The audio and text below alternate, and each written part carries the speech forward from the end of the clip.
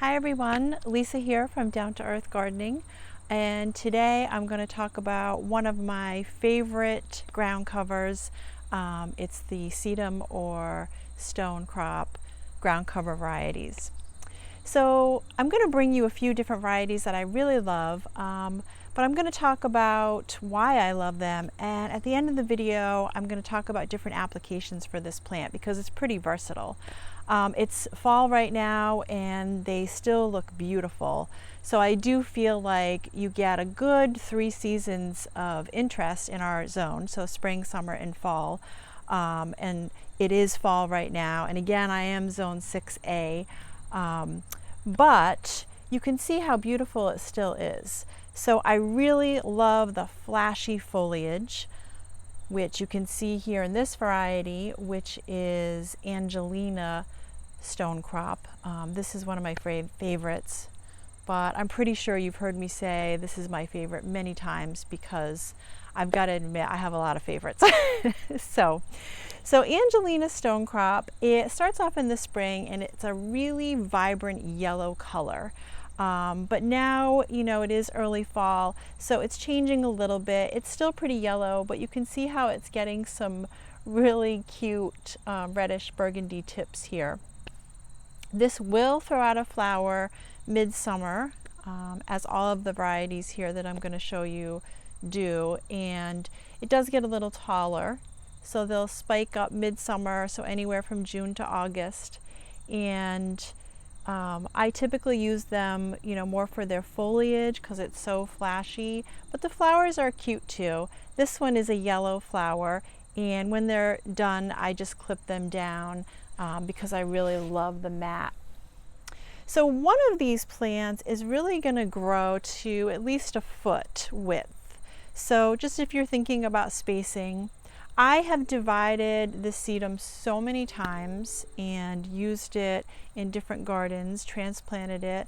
Dividing you can do in the spring or fall. But I wanted to show you about this plant in this location, which is that it needs to be divided. So whenever you start seeing a plant that looks like maybe an animal made a nest or sat in the middle of it here, I call it a donut. That's a sure sign that it needs to be divided. So what you can do is you can transplant part of it, you know, to the center, but this typically happens, you know, every couple of years, and it's very common with overcrowding. So the other reason that this can happen is if you're walking on it. I do read a lot that it's okay to walk on ground cover sedum. I do disagree with that. They have pretty fleshy foliage here. So if you are going to use it in a garden where you're going to be walking through it, I would highly recommend putting some stepping stones. I love like just natural flat stones, you know, going through a garden. So I would do that and then just keep your steps right on the stones. So again, this is Angelina Stonecrop or sedum, very beautiful, and this is a great specimen for you. Okay, continuing with our ground cover sedum lineup is the Sparkler Firecracker sedum, another favorite ground cover here. So beautiful blue-green foliage with some burgundy tips. So I also love this one, but again, what I love about all of these sedum is they really do well in poor soil, hot, dry sites. So this garden here you may recognize from my drought-tolerant shrubs. And so the sedum are in the front of this garden bed because this garden, it's not easy to access it with a water source. I hate to say it, but it does get pretty neglected. And the soil here is very poor. We get a ton of bright morning sun, and the sedum really love and thrive in all of those conditions. So I will say that the more sun that your sedums get, the brighter the foliage will be. I have some in the back that I'm going to show you, and they're a little shadier. I think I actually have the Angelina in the back too, and you'll see how different it looks. So it really pops, and it's even flashier when it's in the dry, hot sun. So this will actually get a little more burgundy when the weather gets cooler. And it does also throw out a flower, which will get up to about 4 inches, and it's a pretty pink flower midsummer. So again, June, July, August. And this here, I think I did plant 3 plants. I've had this here for, I would say 3 years already. What I will say for the winter, in my zone anyway, is, you know, they talk about how these are a semi-evergreen, and that's because what you're going to see in the winter is a lot less leaves, and they're going to look leggier. But in the spring, I really just give them a quick little haircut, and they're just so easy to care for. One of the other things that I really love about them.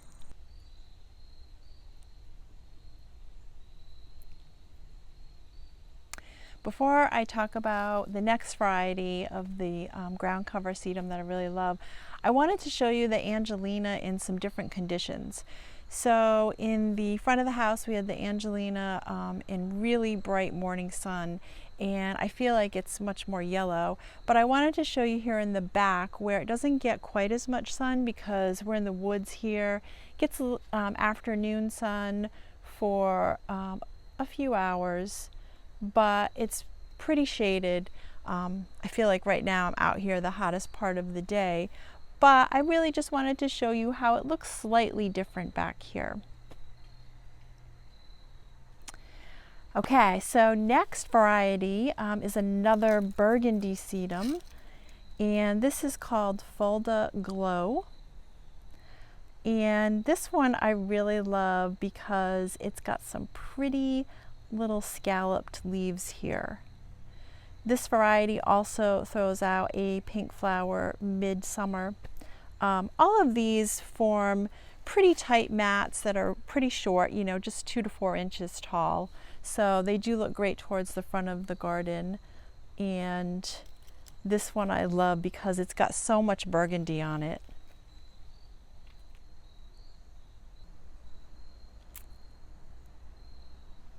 And the last little ground cover sedum that we have for you today is called John Creech. And this one here also has a scalloped leaf, just like the Fulda Glow, but it's primarily green. It's a really lush green. And this one here is a little more established. I've had this planted here longer than the Fulda Glow. It also will throw up a pretty pink little flower. I do like the flowers on all of the ground cover varieties because they are all unique in that they have like a starry shape to them, so they're really pretty. But lastly, just talking in general about the sedums, I wanted to talk about some different fun applications for them because they are so hardy. As I've mentioned, they do love full sun and hot, dry conditions, so they work well in a few different ways. One is in a rock garden like we have here. So this is another boulder wall that we have. We're using it as a retaining wall, and I love to plant the sedum in pockets. They have a pretty shallow root system. So really they do perfectly fine with a little bit of soil in there, and they really do help with erosion, and of course they look beautiful accompanied by the stones.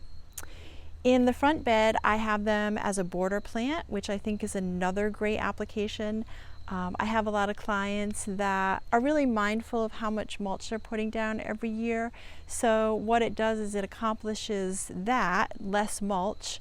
But also, as you know, ground covers mean less weeds for us gardeners, which is pretty great. And they look really pretty bordering the garden and framing some taller stuff towards the back. So another great application that I've seen this used in is the live roofs. And again, they do well with a ton of sun and a little bit of soil. So they look great in combination with some different ground covers. And of course, there's so many varieties that you can use. I'm just showing you a few here.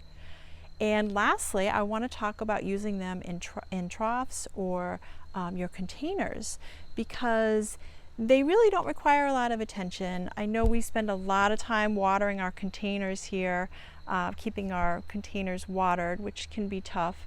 And they'll do really well with not a lot of water, so they're ideal for your containers. If you have a container that will withstand the cold, so I always talk about resin containers are great, fiberglass. You can leave them out all winter. They will look a little shabby, but that's okay. They're going to pop back in the spring, and they're a great filler for some really attractive containers. So thank you so much for joining me in the garden today. I really love sharing with you what works for me and what I love about gardening. So thank you for joining me. And of course, like the video if you enjoyed it, and please subscribe to us for some future gardening fun.